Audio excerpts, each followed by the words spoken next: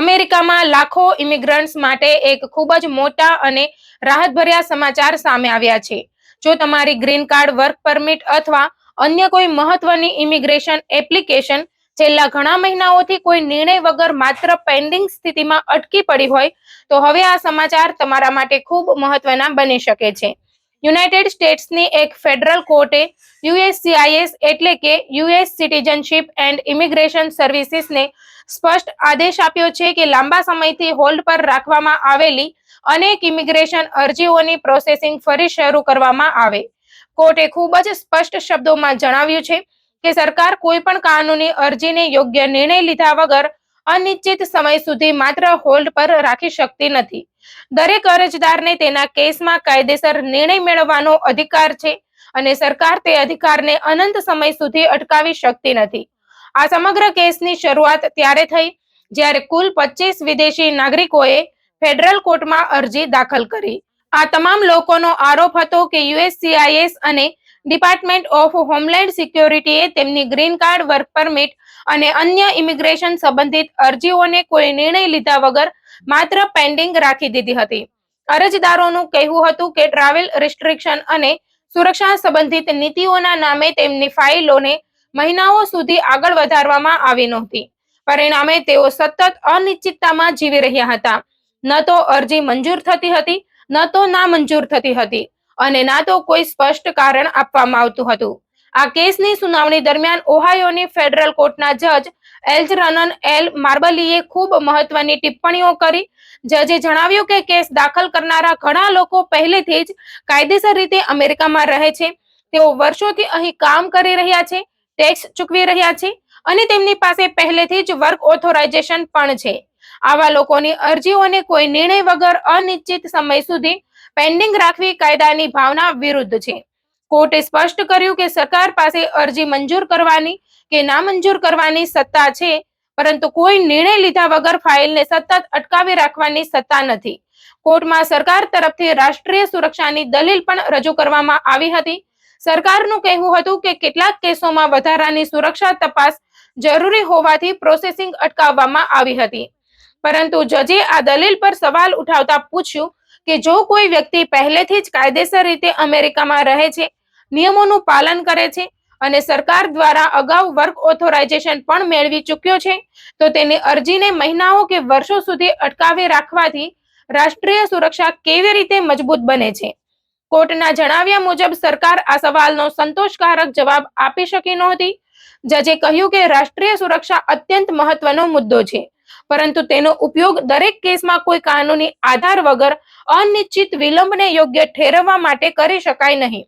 આ ચુકાદા અંગે એક મહત્વની વાત સમજવી જરૂરી છે. ઘણા લોકો એવું માની શકે કે હવે તમામ પેન્ડિંગ ગ્રીન કાર્ડ અને વર્ક પરમિટ આપમેળે મંજૂર થઈ જશે, પરંતુ હકીકતમાં એવું નથી. કોર્ટે ક્યાંય એવો આદેશ આપ્યો નથી કે દરેક અરજીને મંજૂરી આપવી જ પડે. કોર્ટનો આદેશ માત્ર એટલો છે કે યુએસસીઆઈએસ તમામ પેન્ડિંગ અરજીઓની પ્રોસેસિંગ ફરી શરૂ કરે અને દરેક કેસમાં ઇમિગ્રેશન કાયદા મુજબ યોગ્ય નિર્ણય લે. એટલે કે અરજી મંજૂર પણ થઈ શકે, નામંજૂર પણ થઈ શકે અથવા વધુ માહિતી પણ માંગવામાં આવી શકે. પરંતુ હવે અરજીને કોઈ નિર્ણય વગર લાંબા સમય સુધી અટકાવી રાખવાની પ્રથા પર કોર્ટે ગંભીર સવાલો ઊભા કર્યા છે. આ ચુકાદાની અસર ખાસ કરીને કેટલાક મહત્વના ઇમિગ્રેશન ફોર્મ્સ પર જોવા મળશે. તેમાં સૌથી મહત્વનું છે ફોર્મ I-485, જે ગ્રીન કાર્ડ અથવા પરમેનન્ટ રેસિડેન્સી માટે ઉપયોગમાં લેવાય છે. જો આ ફોર્મ લાંબા સમયથી પેન્ડિંગ હતું અને માત્ર હોલ્ડ પર રાખવામાં આવ્યું હતું, તો હવે તેની પ્રોસેસિંગ આગળ વધવાની શક્યતા વધી શકે છે. બીજું મહત્વનું ફોર્મ છે I-131, જે ટ્રાવેલ ડોક્યુમેન્ટ્સ માટે ઉપયોગમાં લેવાય છે. ઘણા લોકો અમેરિકા બહાર જવા કે પાછા આવવા માટે આ દસ્તાવેજ પર નિર્ભર હોય છે, તેથી તેની પ્રોસેસિંગ પણ મહત્વપૂર્ણ છે. સૌથી વધુ ચર્ચામાં રહેલું ફોર્મ I-765 છે, જે વર્ક પરમિટ માટે ઉપયોગમાં લેવાય છે. કોર્ટે ખાસ આદેશ આપ્યો છે કે પેન્ડિંગ રહેલા આવા કેસોમાં અંદાજિત 30 દિવસની અંદર નિર્ણય લેવાનો પ્રયાસ કરવામાં આવે. આ મુદ્દો ખાસ કરીને એવા લોકો માટે મહત્વનો બની શકે છે જેમનું રોજગાર વર્ક પરમિટના નવીનીકરણ પર આધારિત છે. આ નિર્ણયનું એક બીજું મહત્વનું પાસું એ છે કે આ પહેલી વખત નથી જ્યારે ફેડરલ કોર્ટે યુએસસીઆઈએસ ની આવી નીતિઓ પર સવાલ ઉઠાવ્યા હોય. આ પહેલા રોડ આઇલેન્ડની ફેડરલ કોર્ટે પણ સમાન પ્રકારની ટિપ્પણીઓ કરી હતી. તે સમયે યુએસસીઆઈએસે કોર્ટના નિર્ણય સાથે અસહમતિ દર્શાવી હતી, પરંતુ સાથે કહ્યું હતું કે કાનૂની પ્રક્રિયા ચાલતી રહેશે ત્યાં સુધી તેઓ કોર્ટના આદેશનું પાલન કરશે. હવે બીજી ફેડરલ કોર્ટ તરફથી પણ સમાન દિશામાં ચુકાદો આવતા આ મુદ્દો વધુ મહત્વનો બની ગયો છે. તે દર્શાવે છે કે ફેડરલ અદાલતો સરકારની કાર્યવાહી પર સતત નજર રાખી રહી છે અને યોગ્ય કારણ વગર થતા વિલંબને લઈને ગંભીર ચિંતા વ્યક્ત કરી રહી છે. હવે સૌથી મોટો પ્રશ્ન એ છે કે આ નિર્ણયથી ભારતીય અરજદારો અને ખાસ કરીને અમેરિકામાં રહેતા ગુજરાતીઓને શું ફાયદો થઈ શકે. જો તમારી ગ્રીન કાર્ડ, વર્ક પરમિટ અથવા અન્ય ઇમિગ્રેશન અરજી માત્ર હોલ્ડ પર રાખવામાં આવી હતી અને ઘણા સમયથી કોઈ નિર્ણય આવ્યો નથી, તો આ ચુકાદા બાદ તેની પ્રોસેસિંગ ફરી શરૂ થવાની શક્યતા વધી શકે છે. જો કે દરેક કેસની પરિસ્થિતિ અલગ હોય છે, તેથી દરેક અરજીને એક સરખી અસર થશે એવું માનવું યોગ્ય નથી. જો તમારા કેસમાં સુરક્ષા તપાસ, વધારાના દસ્તાવેજો અથવા અન્ય કાનૂની મુદ્દા બાકી હશે, તો યુએસસીઆઈએસ તે મુદ્દાઓની સમીક્ષા કર્યા બાદ જ અંતિમ નિર્ણય લેશે. આ પરિસ્થિતિમાં અરજદારો માટે કેટલીક બાબતો ખાસ ધ્યાનમાં રાખવા જરૂરી છે. સૌથી પહેલા, પોતાના કેસનું સ્ટેટસ નિયમિત રીતે તપાસતા રહો. યુએસસીઆઈએસ તરફથી જો કોઈ નવી નોટિસ, બાયોમેટ્રિક્સની તારીખ, ઇન્ટરવ્યુ અથવા વધારાના દસ્તાવેજોની માંગ કરવામાં આવે તો તેનો સમયસર જવાબ આપવો ખૂબ જ જરૂરી છે.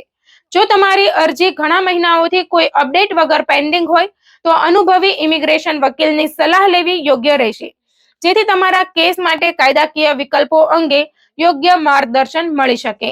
આ સમગ્ર કેસ હજુ પૂર્ણ થયો નથી. ટ્રમ્પ વહીવટી તંત્ર અથવા સંબંધિત સરકારી વિભાગો આ ચુકાદાને ઉપલી અદાલતમાં પડકારી શકે છે. એટલે કે આગામી દિવસોમાં આ મુદ્દે વધુ કાનૂની કાર્યવાહી પણ થઈ શકે છે. જો ઉચ્ચ અદાલતમાં અલગ પ્રકારનો નિર્ણય આવે તો તેની અસર ભવિષ્યમાં પડી શકે છે. પરંતુ હાલની સ્થિતિમાં ફેડરલ કોર્ટનો આદેશ અમલમાં છે અને પેન્ડિંગ અરજીઓ ધરાવતા હજારો લોકો માટે આ એક મોટી રાહત તરીકે જોવામાં આવી રહ્યો છે. અંતમાં એટલું જ કહી શકાય કે આ ચુકાદો ગ્રીન કાર્ડ કે વર્ક પરમિટની ગેરંટી આપતો નિર્ણય નથી, પરંતુ તે અરજદારોને એક મહત્વપૂર્ણ કાનૂની અધિકારની યાદ અપાવે છે. કોઈ પણ કાયદેસર અરજીને યોગ્ય કારણ અને યોગ્ય નિર્ણય વગર અનિશ્ચિત સમય સુધી અટકાવી રાખી શકાય નહીં. અમેરિકાની ફેડરલ કોર્ટે ફરી એકવાર સ્પષ્ટ સંદેશ આપ્યો છે કે ઇમિગ્રેશન સિસ્ટમમાં પારદર્શિતા, જવાબદારી અને સમયસર નિર્ણય લેવો એટલો જ મહત્વનો છે જેટલો રાષ્ટ્રીય સુરક્ષાનો મુદ્દો છે.